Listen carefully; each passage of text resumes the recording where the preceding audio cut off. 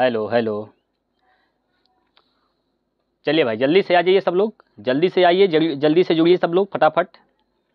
हाँ जी आएंगे। अब हम शुरू करते हैं आज के सेट का।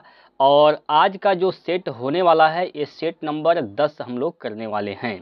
हम लोगों ने कितने सेट कर रखा है, तो 9 सेट हम लोग कर चुके हैं और आज शुरू कर रहे हैं सेट नंबर 10। ठीक है, तो जितने भी अग्निवीर के विद्यार्थी हैं, देश के सैनिक हैं, आप सभी का हार्दिक स्वागत है आपके अपने इस परिवार में। और सब लोग वीडियो को लाइक शेयर कर दीजिए फटाफट, जितना भी हो सके जल्दी से जल्दी। ठीक है भाई।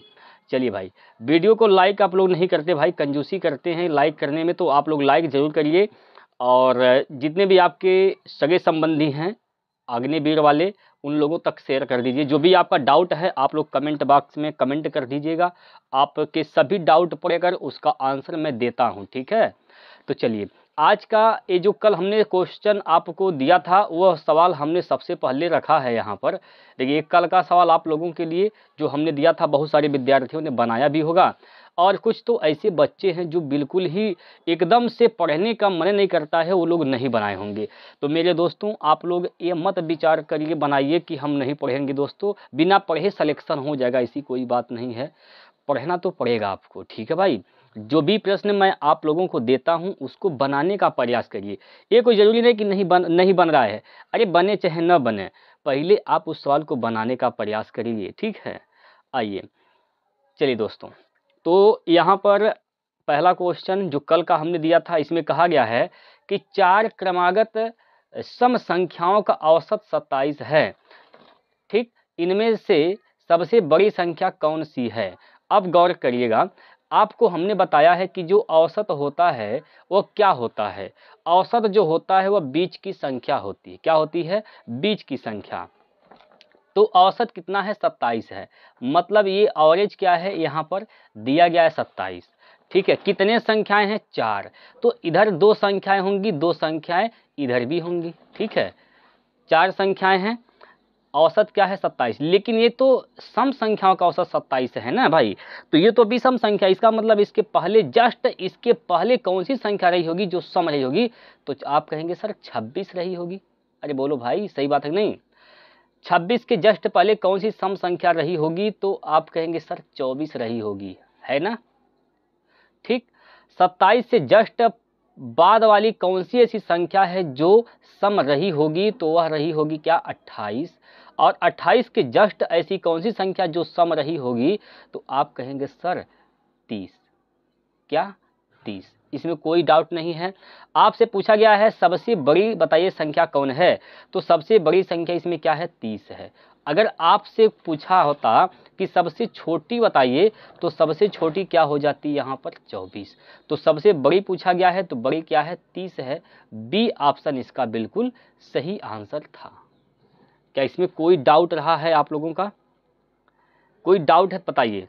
औसत हमेशा आपको बता रखा हूं, औसत जो होता है बीच की संख्या होती है। तो 2 संख्या बीच की संख्या भी सम संख्या है, तो औसत तो 27 जो विषम संख्या है, तो जस्ट इसके पहले सम संख्या क्या होगा? 26। जस्ट इसके बाद सम संख्या क्या हो जाएगा? 28। 2 संख्याएं हो गई, 28 के बाद 30, 26 के पहले 24। ये 4 संख्याएं हैं जो सम हैं। 1 24 26 28 30, सबसे बड़ी संख्या 30। बात क्लियर है?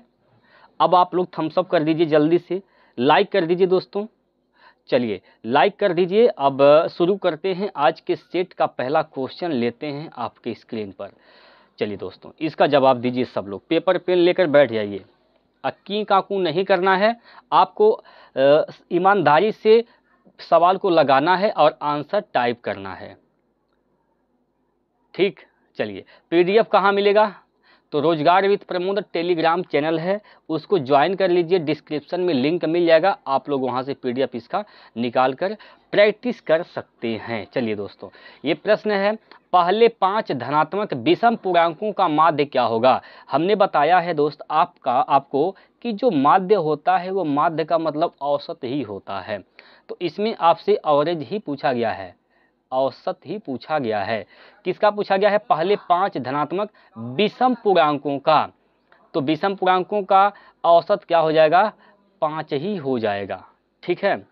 पहले n धनात्मक विषम पूर्णांकों का औसत n ही होता है, तो जितनी संख्या है उतना ही उसका उत्तर है। 5 धनात्मक संख्या है, 5 ही इसका राइट आंसर है। चलिए अब हम इसको करते हैं प्रूफ, क्या सही बात है। अच्छा, जो लोग ये सोच रहे हैं कि कैसे हो जाता है, तो आप लोग ध्यान से समझिए।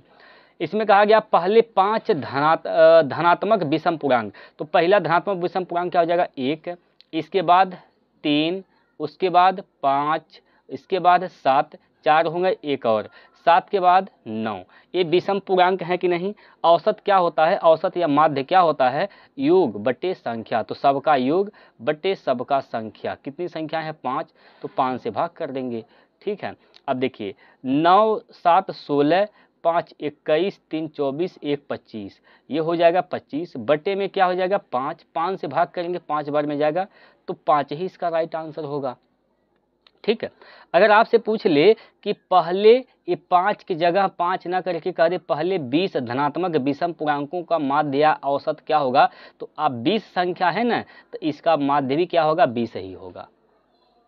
बात समझ पाए कि नहीं समझ पाए। इस बात से आपको कहीं दिक्कत है, ये प्रूफ है दोस्तों, हमने आपको प्रूफ दिखाया है। चलिए ये क्वेश्चन आप लोगों के लिए करिए जल्दी से। सवाल ये है कि एक धनराशि 5% प्रति वर्ष साधारण ब्याज पर 4 वर्षों में 900 रुपये हो जाती है, वह धनराशि बताइए। अच्छा, साधारण ब्याज का फार्मूला बच्चा जानता है कि SI बराबर क्या होता है, PRT बटे 100 होता है, ये होता है फार्मूला। ठीक, चलिए साधारण ब्याज इसमें दिया गया है 4 वर्षों में 900 रुपये हो जाती है, तो 900 रुपये क्या है, साधारण ब्याज है। ठीक, 900 रुपये हो जाती है। नहीं दोस्तों, साधारण ब्याज नहीं दिया गया है ना, माफ़ कीजिएगा, साधारण ब्याज इसमें नहीं दिया गया है। तो साधारण ब्याज नहीं दिया गया है, तो देखिए अब आप साधारण ब्याज निकलता कैसे है, मिश्र धन माइनस मूलधन, मिश्र धन माइनस मूलधन। या फिर आपको मैं इसको लगाने का एक और शॉर्टकट तरीका बता रहा हूँ, उसको ध्यान से समझिए। अगर आप जो है साधारण ब्याज निकाल रहे हैं, तो RT% हमेशा साधारण ब्याज ही होता है। अगर दर का गुना समय में कर देंगे, जितना परसेंट बनेगा वह साधारण ब्याज है। और मूलधन क्या होता है 100%, मूलधन कितना परसेंट होता है 100%। तो ये 5% क्या है साधारण ब्याज की दर है, और समय क्या है 4 वर्ष है। तो 4 5 20, 20% क्या हो जाएगा साधारण ब्याज हो जाएगा। साधारण ब्याज कितना हो जाएगा 20%, हो कितना जाता है वह 900 रुपये, यानी यह मिश्रधन दिया गया है। तो मिश्रधन क्या होता है, मूलधन प्लस साधारण ब्याज। तो मूलधन तो 100% है, मूलधन क्या होता है, मूलधन हमेशा 100% होता है। तो 100% प्लस 20% 120% आ जाएगा। तो 120% का मान ही कितना दे रखा है, 900 रुपये दिया गया है, 900 रुपये दिया गया है। ठीक है, तो आपसे पूछा गया है वह मूलधन बताइए, मूलधन क्या है 100% है, तो 100% का मान यहाँ से निकाल देने हैं। तो क्या हो जाएगा भाई 900 बटे में 120 गुणे 100। ठीक, चलिए काट पीट कर दीजिए, यहाँ से एक जीरो से एक जीरो यहाँ पर काट दीजिए, और 4 तियाँ 12, 4 से काटेंगे तो 25 चौका 100, 25 बार में ये कैंसिल हो जाएगा। 3 से काटेंगे 3 30 तियाँ 90, तो 30 हो जाएगा। 25 तियाँ 75, यानी 750 हो जाएगा इसका मूलधन। मूलधन कितना आ जाएगा, तो 750 रुपये आ जाएंगे। ऑप्शन नंबर 3 इसका राइट आंसर होगा। बात समझ पाए दोस्तों। देखिए यहाँ पर साधारण ब्याज नहीं दिया था, यहाँ मिश्रधन दे दिया था, इसलिए हमने ये तरीका नहीं बताया आप लोगों को। इस तरीके से थोड़ा सा कठिन हो जाता, कैलकुलेशन बढ़ जाती। और ये जो परसेंटेज वाला तरीका है दोस्तों, ये तरीका बहुत ही बेहतरीन तरीका है, और मैं तो यही कहूँगा दोस्तों आप हमेशा इसी से लगाइए। ठीक है, एक बार फिर से देख लीजिए दोस्तों, बहुत बेहतरीन तरीका है यह, परसेंटेज मेथड है, परसेंटेज आपको आना चाहिए। चलिए कुछ है नहीं, बस आपको ये पता होना चाहिए कि मूलधन 100% होता है, RT% ब्याज होता है, बस। अब मिश्रधन क्या होता है, मूलधन प्लस ब्याज। चलिए दोस्तों अगला क्वेश्चन, यदि राजन ने एक छाता 100 रुपये में खरीदा और उसे 10 रुपये के लाभ पर बेचा तो छाते का विक्रय मूल्य बताइए। अच्छा एक बात बताइए दोस्तों, सेलिंग प्राइस यानी विक्रय मूल्य क्या होता है? विक्रय मूल्य क्या होता है भाई? विक्रय मूल्य क्या होता है? Cost price CP plus profit, यही तो होता है। आपने जितने में खरीदा और प्लस जितना आपने लाभ कमाया, इस दोनों को जोड़ेंगे तो वही आपका विक्रय मूल्य हो जाएगा। तो 100 और प्लस 10 110 नहीं आ जाएगा? बोलिए 110 नहीं आ जाएगा क्या दोस्तों? तो 110 इसका राइट आंसर आएगा ऑप्शन नंबर 1। पहला ऑप्शन इसका बिल्कुल सही जवाब हो जाएगा। चलिए दोस्तों अगला प्रश्न, और ये है आपके सामने प्रश्न नंबर 4। प्रश्न नंबर 4 आपके स्क्रीन पर है, करिए इसको। इसमें कहा गया है कि 495 को 6 से विभाजित करने पर शेष क्या होगा? अगर आप 495 को 6 से भाग करते हैं तो शेषफल क्या बचेगा? देखिए 495 है, इसको भाग करना कितना से? 6 से, तो शेष क्या बचेगा? 6 से भाग करिए तो 6 7 6 8 48, 6 8 48, एक बचेगा, हो जाएगा 15। ठीक है, 6 दूनी 12, 2 बार में जाएगा, शेष कितना बचेगा? 3। तो शेषफल कितना बच जाएगा? 3 बच जाएगा। तो दूसरा ऑप्शन इसका सही हो जाएगा। ठीक है, चलिए अगला प्रश्न, इस सवाल को बनाइए सब लोग, जल्दी से बनाइए दोस्तों, जल्दी से बताइए इसका सही जवाब क्या होगा। ठीक है, आइए, निम्नलिखित में से कौन सा एक पूर्ण वर्ग है? बताना है क्या पूर्ण वर्ग कौन सा है। तो पूर्ण वर्ग होने का तरीका होता है, पूर्ण वर्ग होने का एक तरीका होता है, हमने आपको बता भी रखा है। अगर आप लोग डेली देखते हैं वीडियो तब आप लोग जान पाएंगे दोस्तों। जो बातें मैं आप लोगों को बताता हूँ, एक साइड बुक रखिए, साइड कॉपी रखिए, उसमें आप लोग नोट करते रहें जो इम्पोर्टेंट बात मैं आप लोगों को बताता हूँ। जैसे अगर कोई भी संख्या पूर्ण वर्ग तभी हो सकती है, पहले जानिए कब नहीं होगा, अगर किसी भी संख्या का यूनिट डिजिट यानी इकाई का अंक अगर मान लीजिए क्या आता है, 2 आ जाए, 3 आ जाए, 7 आ जाए, 8 आ जाए, अगर किसी भी संख्या का इकाई का अंक इनमें से कोई है तो पूर्ण वर्ग नहीं होता है। पहला कंडीशन ये होता है। दूसरा कंडीशन ये होता है कि अगर जीरो की संख्या विषम में है, विषम का मतलब चाहे 1 जीरो हो या 3 जीरो हो, ठीक है, तो ये सब विषम जीरो हैं तो भी वह वर्ग नहीं होता है। एक बात और, अगर इकाई का अंक 5 है तो 5 के जस्ट पहले 2 आना चाहिए तभी वह पूर्ण वर्ग होता है। एक कंडीशन ये है। और एक कंडीशन यह होता है कि अगर अंकों का योग दोस्तों, जैसे मान लीजिए अगर अंकों का योग 1 4 7 9 इनमें से कोई आता है तो कह सकते हैं पूर्ण वर्ग होगा। ठीक है, बाकी जितने भी इसके टर्म एंड कंडीशन हैं वो सभी फॉलो होने चाहिए। अब आइए, इसमें कहा कि कौन एक पूर्ण वर्ग है, तो आप देखते ही इसको पहले ऑप्शन को दूसरे ऑप्शन को काट देंगे। ठीक है, क्योंकि यहाँ पर जीरो की संख्या विषम है, 1 ही जीरो है, 2 जीरो आना चाहिए, 4 जीरो होना चाहिए तभी जाके वह पूर्ण वर्ग हो सकता है। अब देखिए यहाँ इकाई का अंक 5 है और 5 के पहले 2 होगा तभी वह पूर्ण वर्ग होगा, यहाँ तो 3 है तो ये भी पूर्ण वर्ग नहीं है। अब बच गया कौन? ऑप्शन नंबर 3, इकाई का अंक 1 है, यही पूर्ण वर्ग हो जाएगा।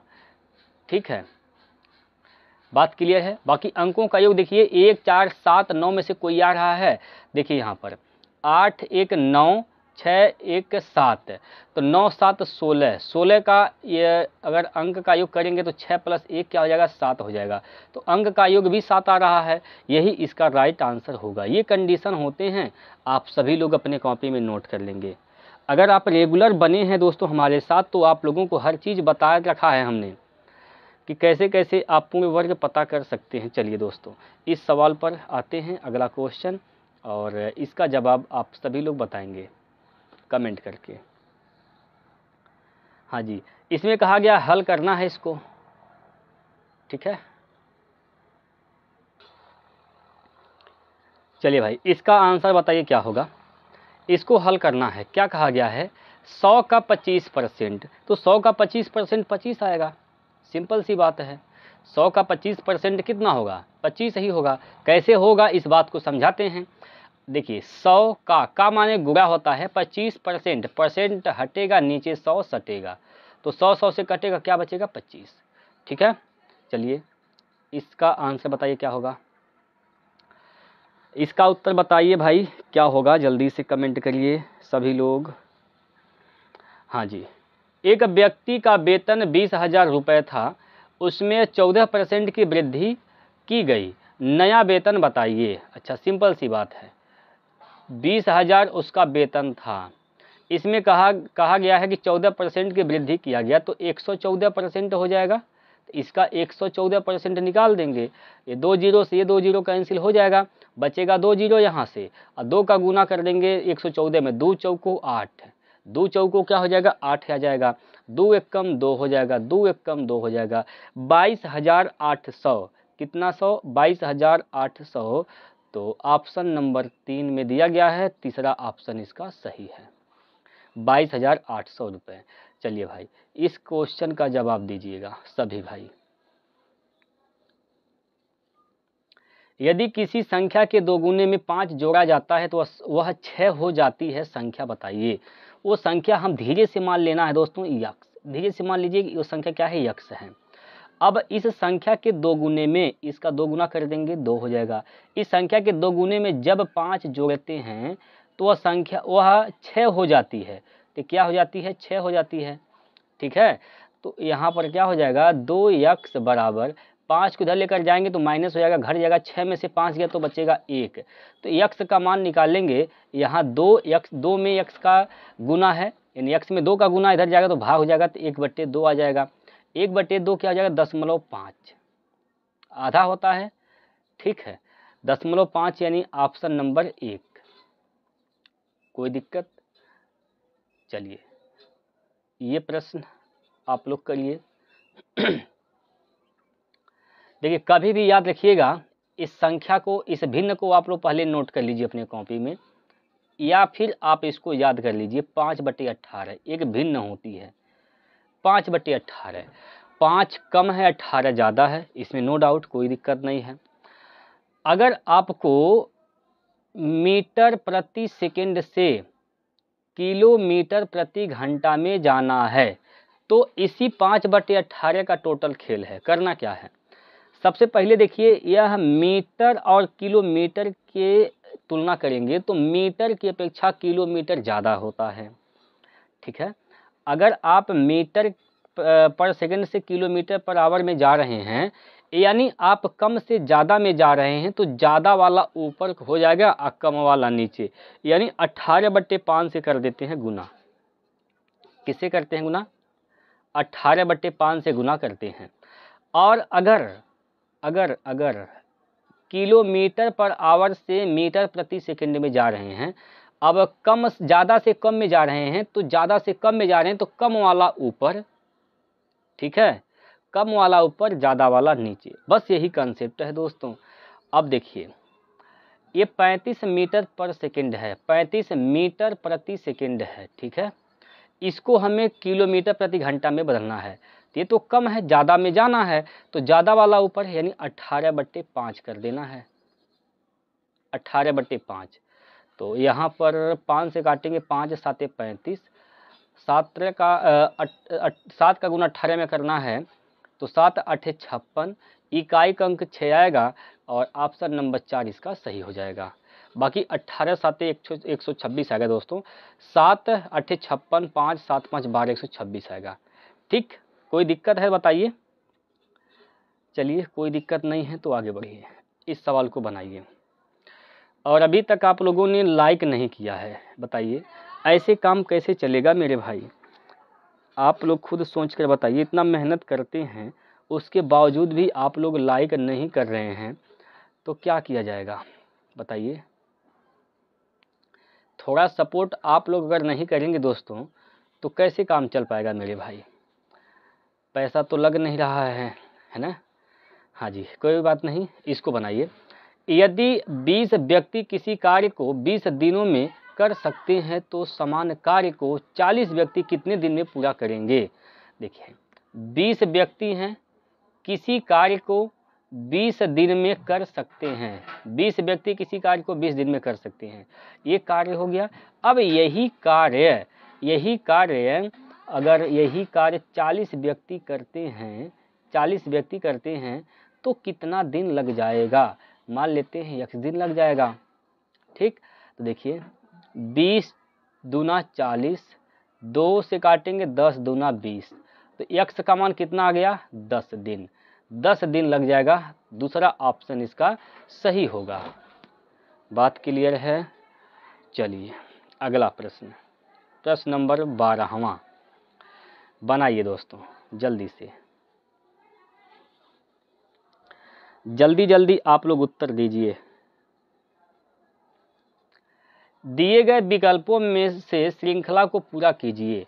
देखिए क्या श्रृंखला है, 7 है, 14 है, 28 है, 56 है, फिर यहाँ पर खाली स्थान है। तो 7 दूनी 14, 14 दूनी 28, 28 दूना 56, सब में क्या किया गया है, 2 का गुना किया गया है, 2 का गुना किया गया है। तो यहाँ भी 2 से गुना कर देंगे, 56 दूना 112 आ जाएगा। 112 इसका राइट आंसर हो जाएगा ऑप्शन 3। कोई दिक्कत, कोई समस्या। चलिए अगला प्रश्न, प्रश्न नंबर 12वां आपके सामने है, करिए।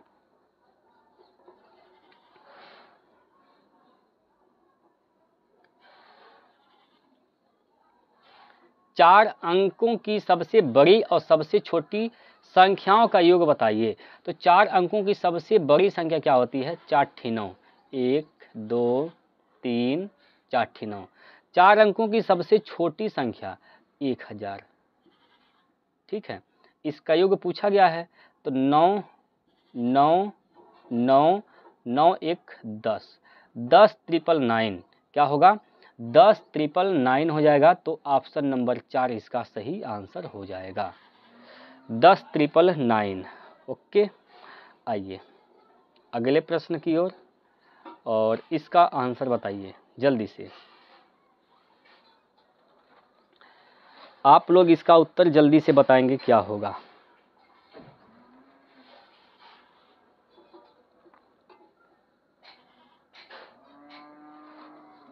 प्रश्न है कि 2 संख्याओं का महत्तम समापवर्तक 11, उनका लघुत्तम समापवर्तक 693 है।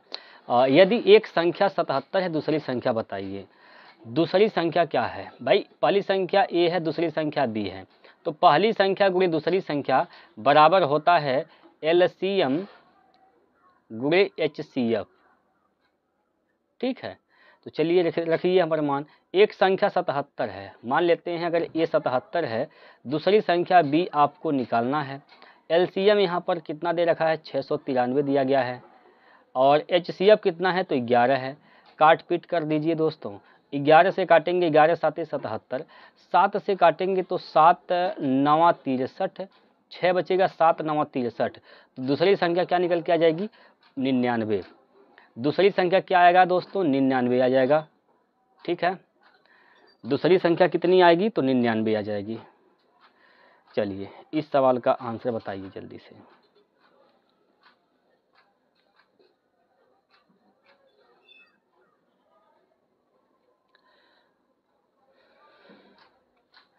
एक 120 मीटर इंटू 180 मीटर आयाम वाले आयताकार मैदान से 40 मीटर इंटू 60 मीटर के कितने आयताकार भूखंड बनाए जा सकते हैं।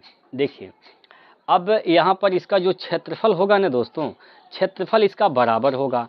जितना क्षेत्रफल 120 और 180 मीटर आयाम का होगा ना, वही 40 और 60 आयाम वाले आयताकार क्षेत्रफल का भी भूखंड होगा। लेकिन कितने बनाए जाएंगे, तो हम कहेंगे दोस्तों जितने भी बनाए जाएंगे उन सभी का गुणनफल इसके बड़े वाले आयत के क्षेत्रफल के बराबर हो जाएगा। तो यहाँ से कह सकते हैं छोटे वाले आयत का जो क्षेत्रफल आएगा 40 × 60, हमने कहा कि इसमें टोटल कितने भूखंड बनाए जा सकते हैं, n। इन टोटल भूखंडों का क्षेत्रफल ही इस बड़े वाले आयताकार क्षेत्र के क्षेत्रफल के बराबर होगा। तो 120 क्षेत्रफल होता क्या है, लंबाई गुणे चौड़ाई होता है, तो 120 × 180 आएगा यहाँ पर। ठीक बात। चलिए ये 2 जीरो, तो 2 जीरो यहाँ से कट पिट जाएंगे, कोई दिक्कत की बात नहीं है। 6 से काटेंगे 6 त्रिक 18, 3 बार में कट जाएगा। 4 से काटेंगे 4 तियाँ 12, 3 बार में कट जाएगा। 3 का गुना 3 में 3 त्रिक का 9, तो n का मान कितना आ जाएगा, तो n का मान यहाँ से 9 आ जाएगा। 9 भूखंड बनाए जा सकते हैं दोस्तों। ठीक है, 9 भूखंड, यानी ऑप्शन नंबर 1 इसका बिल्कुल सही जवाब आएगा। राइट है कि नहीं है बता दीजिए। हाँ जी, इस सवाल का जवाब आप लोग दीजिए जल्दी से। ये आज के सेट का लास्ट प्रश्न है, लेकिन अभी आपको जाना नहीं है, लास्ट है। लास्ट में आपको एक प्रश्न मिलेगा, उसको आप लोग स्क्रीनशॉट लीजिए, जो करना है करिए, उसका आंसर हमें चाहिए कमेंट में। हाँ जी, यदि एक समकोण त्रिभुज का लंब 5 सेंटीमीटर है और इसका क्षेत्रफल 20 सेंटीमीटर स्क्वायर है, तो आधार की लंबाई क्या है। आधार की लंबाई पूछा गया है। त्रिभुज का क्षेत्रफल क्या होता है, समकोण त्रिभुज का क्षेत्रफल होता है 1/2 बेस इंटू हाइट होता है।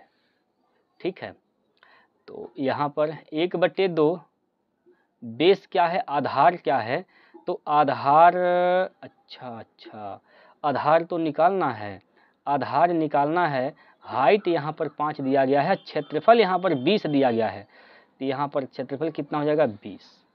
ठीक है, 5 से काट दिए, 5 चौको 20, 4 बार में कटेगा। 2 का गुना 4 में करेंगे तो 4 दूनी 8। इसकी चौड़ाई जो आएगी, सॉरी माफ़ कीजिएगा, इसका जो आधार आएगा वो क्या आ जाएगा 8 सेंटीमीटर। कितना, 8 सेंटीमीटर आएगा इसका आधार। ऑप्शन नंबर 1 क्लियर है। आधार कितना आ जाएगा 8 सेंटीमीटर, कोई दिक्कत इसमें। चलिए ये 15 क्वेश्चन आप लोगों ने किया है। अब आप लोग हमें ये बता दीजिए कि आपका क्या स्कोर रहा है। इन 15 क्वेश्चन में से कितने क्वेश्चन ऐसे हैं जो आप लोगों ने बना पाया है दोस्तों, स्कोर बताना है आपको। नंबर आप क्वेश्चन में बताइए कितने क्वेश्चन आपके सही हैं, कितने क्वेश्चन आप लोगों ने खुद से बना पाए हैं। ठीक है, आइए इस सवाल को आप लोगों को करना है, कमेंट बॉक्स में आंसर देना है आप लोगों को। भाई ये आज का सवाल आप लोगों के लिए है। सवाल है कि 16 तथा 24 का तृतीयानुपाती क्या है। ये 4 विकल्प दिए गए हैं, इनमें से कोई एक सही है, तो इसका जवाब दीजिएगा कमेंट बॉक्स में। ठीक है, तो चलिए अब आप लोगों ने बड़े धैर्य से पढ़ा है दोस्तों, और अगर आप चाहते हैं कि आपको चैप्टर वाइज मैं पढ़ाऊँ, चैप्टर वाइज अगर आप पढ़ना चाहते हैं, अगर आपको अच्छा लग रहा है, हमारी बातों को समझ पा रहे हैं, आप हमसे पढ़ना चाहते हैं दोस्तों, तो आप लोग कमेंट कर दीजिएगा। आपके लिए मैं चैप्टर वाइज हर एक चैप्टर जितने भी आपके सिलेबस में हैं उन सभी को बहुत अच्छे से पढ़ाने का मैं प्रयास करूंगा दोस्तों, विदाउट एनी कास्ट, बिल्कुल फ्री होगा यूट्यूब पर। ठीक है, चलिए तो यहीं पर समाप्त करते हैं दोस्तों, फिर हम लोग कल मिलते हैं आगे अगले सेट को लेकर। तो तब तक के लिए जय हिंद, जय भारत।